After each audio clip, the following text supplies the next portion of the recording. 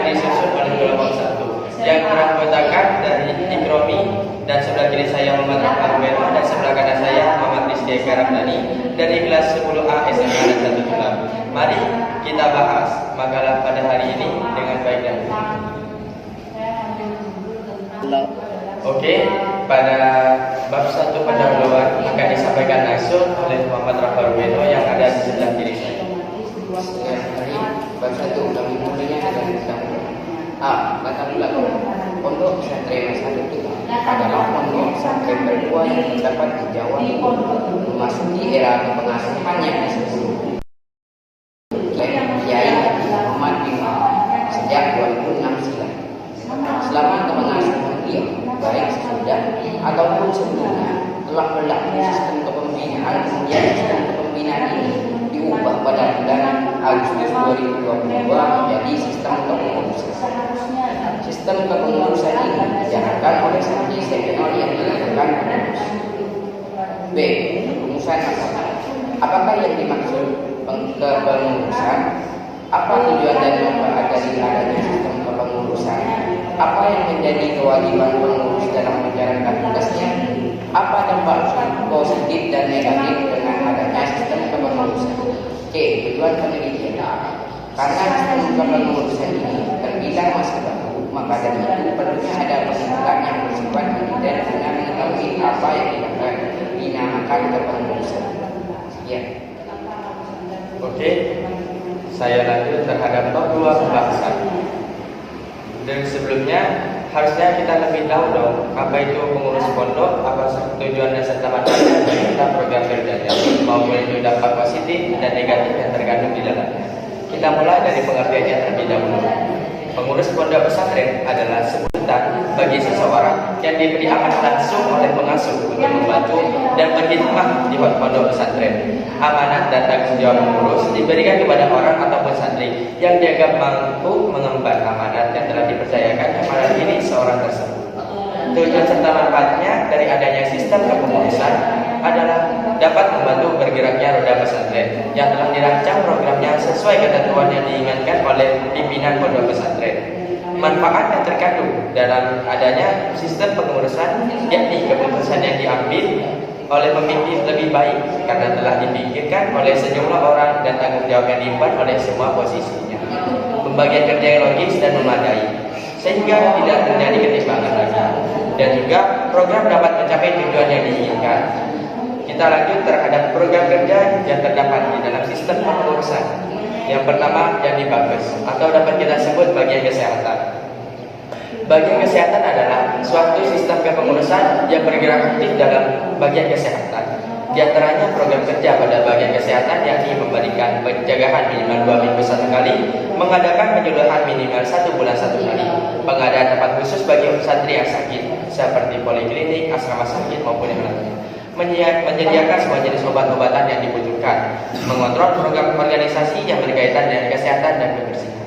Kita lanjut terhadap program kerja yang kedua, yakni bakar atau biasa dikenal sebagai bagian keamanan. Bagian keamanan adalah suatu sistem kepengurusan yang bergerak aktif dalam bidang keamanan.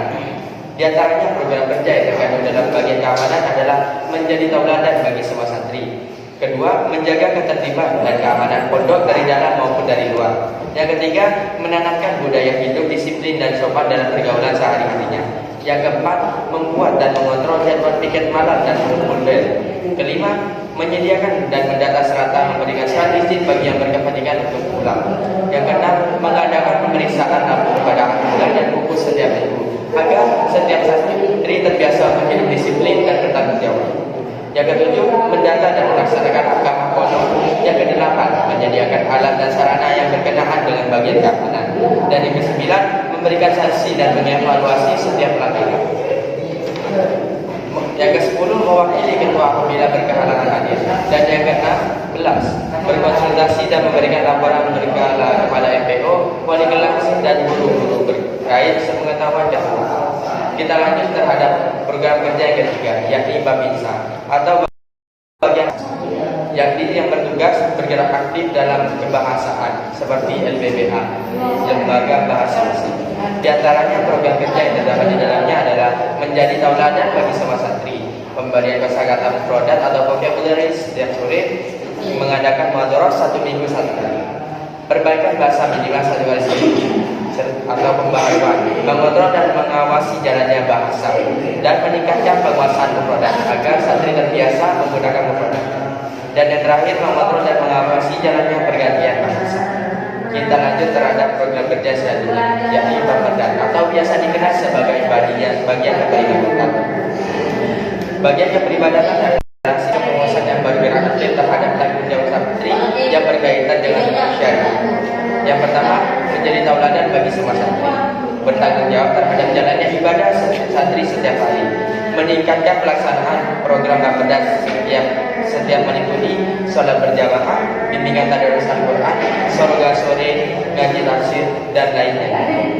Yang keempat, mengontrol jalannya tadarus Al-Quran dan Asmaul Husna pada malam Jumat, mengadakan mahkamah syariah, mengajarkan semua santri untuk menggunakan baju putih setiap hari Jumat dan setiap malam Jumat.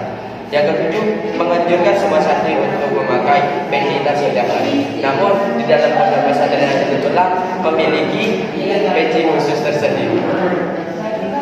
Yang kedelapan, mengontrol sholat sunnah qobliyah dan ba'diyah dan menganjurkan sholat tahajud.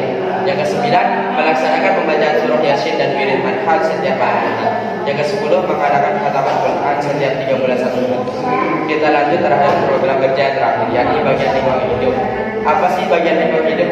Yakni adalah sistem kepengurusan yang bergerak aktif dalam kebersihan pondok pesantren. Yang pertama, yakni program kerjanya menjadi tauladan bagi semua santri, menanamkan budaya cinta dan sadar lingkungan, menyediakan dan merawat alat-alat milik bagian lingkungan hidup, mengontrol kebersihan halaman, kamar mandi, WC, serta asrama. Yang kelima, mengadakan jumpa berlian Jumat pagi setelah olahraga, mengadakan lomba kebersihan kamar 1 kali setiap bulan, memberikan saksi atau denda bagi santri yang membawa sampah sembarangan dan juga bagi santri yang tidak mengikuti program pikir. Kita lanjut terhadap rumusan masalah selanjutnya. Apa sih dampak positif serta negatifnya dari sistem kepengurusan? Kita mulai dari dampak positif terlebih dahulu. Dampak positif yang terkandung di dalam sistem kepengurusan dalam menjalankan roda pondok pesantren pengurus kerap ambil alih menjadi pembimbing dalam kegiatan ekstrakurikuler. Hal ini tentunya menjadi keunggulan dari sistem kepengurusan tersendiri. Selain itu, pengurus juga dekat dengan santri sehingga terjadilah hubungan sosial yang baik tanpa adanya perbedaan kasta di dalamnya. Walaupun demikian, santri tidak boleh memiliki nama pengurus melainkan dengan sebutan kakak. Sebaliknya juga, pengurus juga tidak menyebut santri dengan menyebutnya cok maupun lainnya, melainkan dengan menyebutkan nama si santri atau adik dengan sopan. Dan yang terakhir, yakni dalam menegakkan keadilan, para pengurus sejauh ini bersifat moderat dan tidak memihak-pihak, sehingga tidak ada hal yang kontroversial dan dalam penegakan aturan pondok pesantren. Selanjutnya, dampak positif yang terkandung dalam sistem pengurusan. Sejauh ini terdapat banyak kekurangan yang signifikan dalam kepengurusan pondok pesantren. Di antaranya seperti pelanggaran-pelanggaran sama seperti santri pada umumnya. Pengurus kerap kali menyalahgunakan jabatan mereka yang untuk menyeleweng. Di antaranya dengan tidak mengikuti program pondok pesantren yang telah berlaku. Selain itu, pengurus juga kerap kali melakukan pelanggaran, baik pelanggaran tingkat ringan maupun tingkat berat sekalipun. Tingkat ringan seperti contoh, pengurus kadang-kali berbuat curang seperti tidak hadir ke sekolah, juga tidak mengikuti program sholat berjamaah, berkata-kata kurang sopan atau berkata kotor, tidak membawa kita pada saat kajian kita, dan telat dalam kegiatan.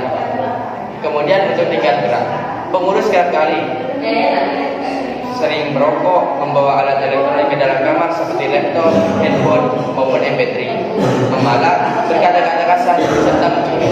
Beberapa pelanggaran di atas merupakan dampak negatif yang sering kami jumpai di asrama. Sanksi yang didapat oleh pengurus yang menanggap hampir sama dengan sanksi santri pada umumnya. Tapi walaupun sama, sanksi yang diberlakukan bagi pengurus terbilang cukup tegas daripada santri biasa. Misalnya, untuk pelanggaran tingkat berat, sanksinya bisa berupa pencabut jabatan, pengabdian, dan dikeluarkan dari pondok pesantren. Dalam hal ini, tentunya menjadi patokan bagi pengurus agar tetap berhati-hati dalam menjalankan jabatannya. Untuk pelanggaran tingkat rendah, bisa saja berupa teguran atau peringatan hingga pengunduran. Sanksinya hampir sama dengan yang didapat oleh santri pada umumnya. Oke, selanjutnya bab 3 akan disampaikan oleh saudara Muhammad Rizky Armadani yang ada di sebelah kanan. Oke, kita lanjut dengan bab 3, yaitu bentuk.